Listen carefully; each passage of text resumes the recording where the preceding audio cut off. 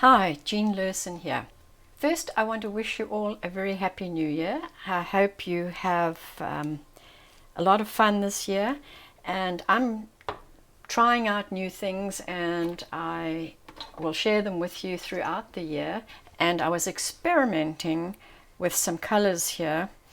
These are all granulating colors. It's Mayan Blue and Lunar Blue by Daniel Smith and Burnt Umber by Winsor Newton, and I'm using Winsor Newton quinacridone gold. I actually prefer the Daniel Smith quinacridone gold, but I don't have any right now, so I'm using the Winsor Newton quinacridone gold.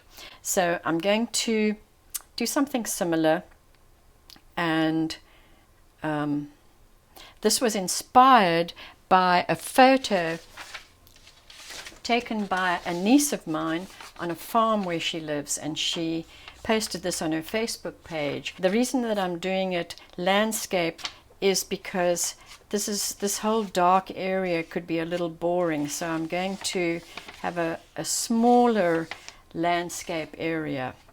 So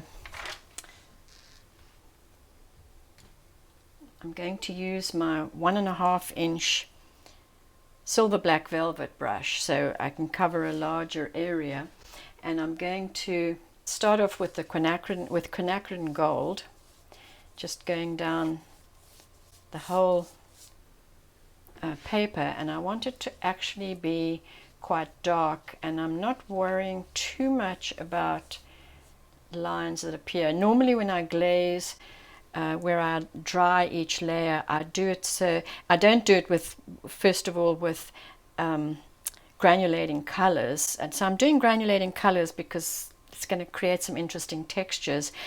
And when I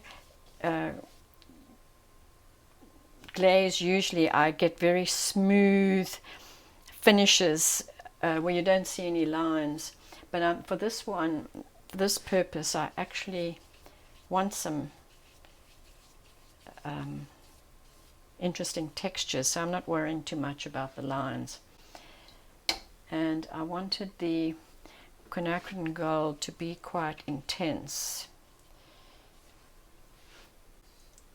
Now I'm going to use a slightly smaller brush. I have this thing up at about a 45-degree angle right now, so that it runs down. I'm going to use Mayan Blue, and I want it to run down towards the land area, and to do that I'm just going to spritz it a little bit, and you'll see where these are two granulating colors on top of each other. So that's Mayan Blue is granulating and the quinacridone gold is granulating, and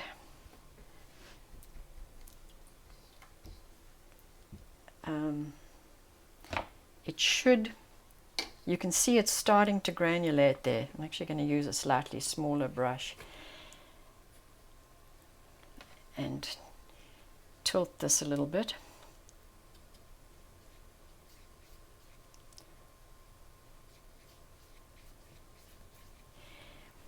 So while I get inspired by a photo, I won't necessarily paint it as you see it in the photo. I like to do my own interpretation and make it more abstract. I think we need some blue further down. I'm going to add a little bit of Lunar Blue, which is another granulating color, just to get a darker shade here. And look at the granulation there with the Mayan Blue. It's beautiful. So I'm mixing Mayan Blue with the Lunar Blue and trying to create some interesting textures. Now I'm going to turn it the other way around, and I'm going to add, coming from the bottom up, I'm going to add some Burnt Umber, which is Winsor Newton color, and just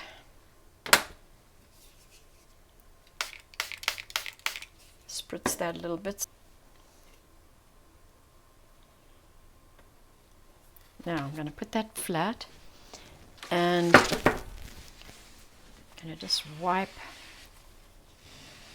the edges so that we don't get run back and blooms. Now I have to just wait for it to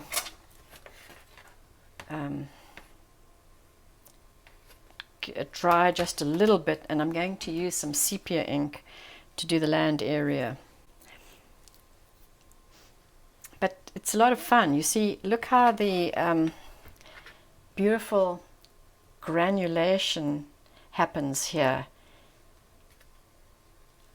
I'm going to make it happen even more by just spritzing.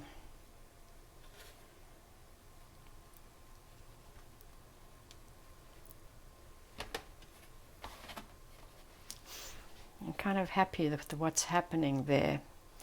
Maybe I'll add a little more Mayan Blue in the corner here and let that run. You can fiddle with this too much and just lose the effect. Granulation in the middle is very subtle because I sprayed so much water on it that you have to look closely and you see it, but I really like the effects, and here it's a little heavier. I'm going to just let it stay flat, and I'm going to wait until some of the shine is gone off this paper, and then I'm going to add some sepia ink for the land area.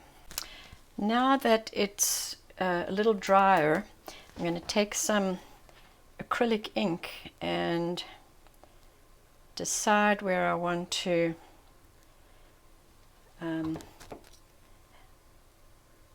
have a land area.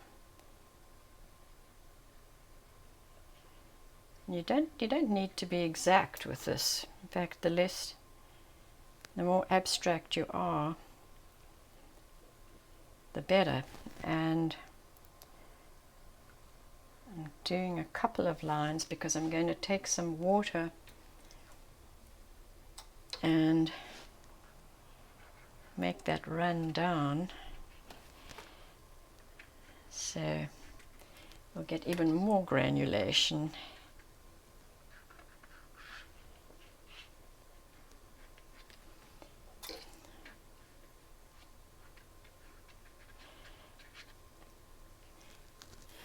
And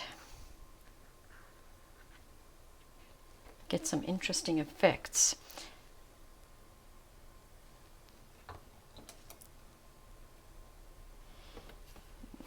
It's a little bit too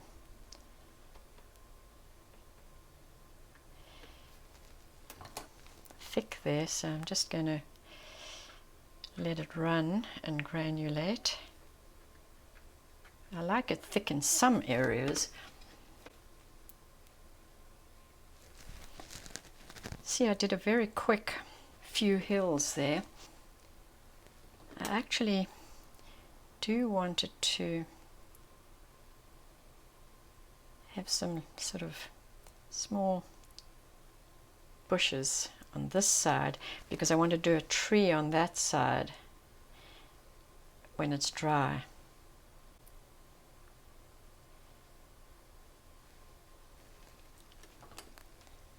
And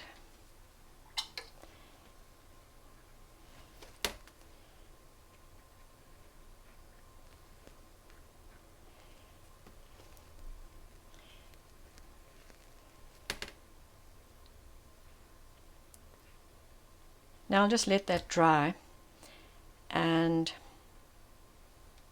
I'm going to do a little tree just there.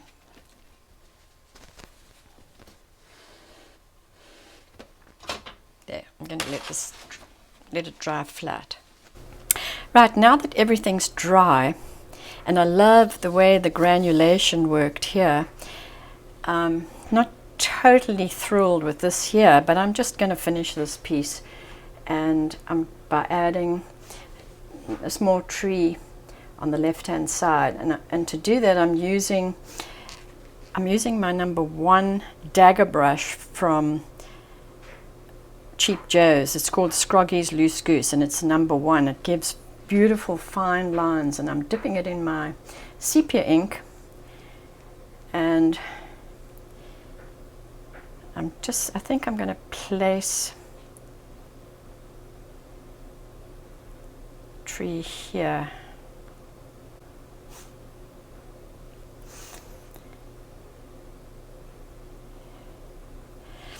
And I think that's it. I mean, maybe some little